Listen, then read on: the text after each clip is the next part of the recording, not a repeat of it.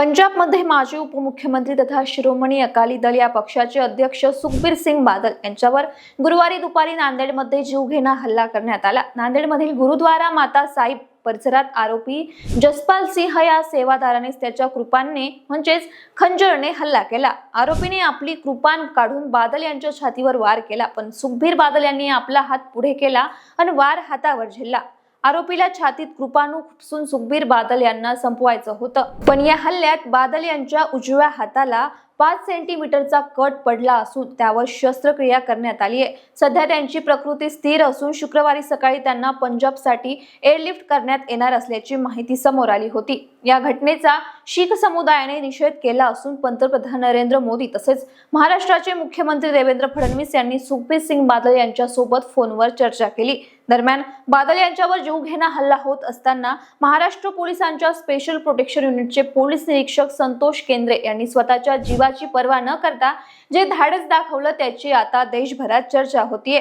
संतोष केंद्रे जर सुखबीर सिंग बादल आणि हल्लेखोर यांच्यामध्ये ढाल बनून उभे राहिले नसते तर मोठा अनर्थ झाला असता, असं आता बोललं जात आहे। बादल यांचा जीव वाचवण्याच्या प्रयत्नात संतोष केंद्रे यांच्याही हाताला दुखापत झाली असून त्यांच्यावर सध्या रुग्णालयात उपचार सुरू आहे।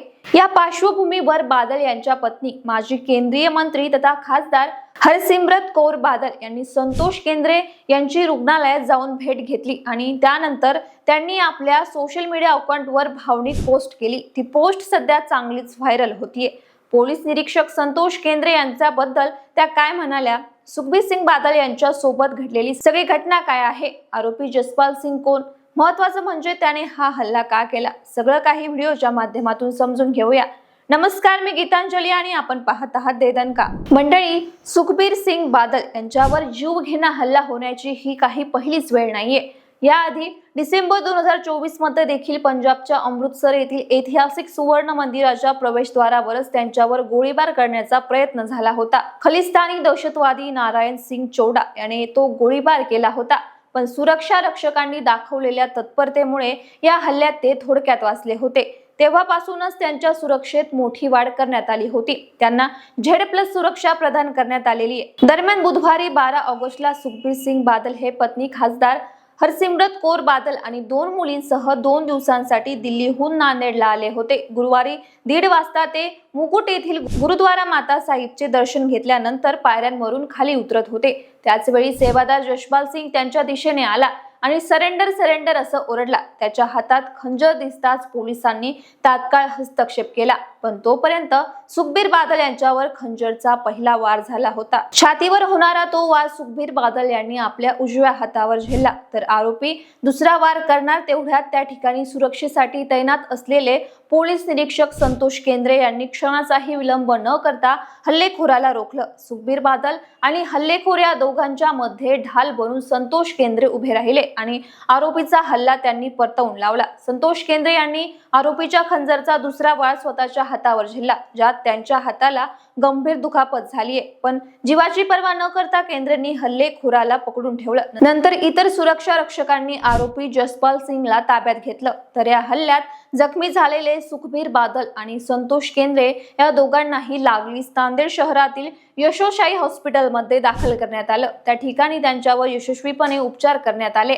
दरम्यान या घटनेनंतर पोलीस निरीक्षक संतोष केंद्रे यांच्या धाडसाचं कौतुक केलं जात असून त्यांनी जर प्रसंगावधान दाखवत आरोपीचा हल्ला परतवून लावला नसता तर सुखबीर सिंग बादल यांचा जीव वाचला नसता, अशा प्रतिक्रिया समोर येत आहे। बादल यांच्या पत्नी खासदार हरसिमरत कौर यांनी स्वतः हॉस्पिटलमध्ये जाऊन संतोष केंद्रे यांची भेट घेतली। या भेटीनंतर त्यांनी सोशल मीडिया अकाउंटवर ट्विट केलंय, ज्यात त्यांनी म्हटलंय की नांदेडमधील हल्ल्यादरम्यान सुखबीर सिंग बादलजी यांचा जीव वाचवण्यासाठी अत्यंत धाडस आणि शौर्य दाखवल्याबद्दल महाराष्ट्र पोलिसांच्या स्पेशल प्रोटेक्शन युनिटचे निरीक्षक संतोष वैजनाथ केंद्रे यांना मी सलाम करते। संतोषजी, तुम्ही सुखबीरजी यांचे रक्षण करण्यासाठी आणि त्यांचा जीव वाचवण्यासाठी स्वतःच्या जीवाची पर्वा न करता त्यांच्या आणि हल्लेखोराच्या मध्ये एका मानवी ढालीप्रमाणे उभे राहिलात। असं करून युनिफॉर्म परिधान करण्याचा खरा अर्थ काय असतो, म्हणजेच स्वतःपेक्षा कर्तव्याला आणि भीतीपेक्षा धैर्याला प्राधान्य देणं याची तुम्ही आम्हाला आठवण करून दिली. बादल कुटुंब अत्यंत कृतज्ञतापूर्वक तुम्हाला नमन करत आहे. तुमचं हे शौर्य आम्ही कधीही विसरणार नाही.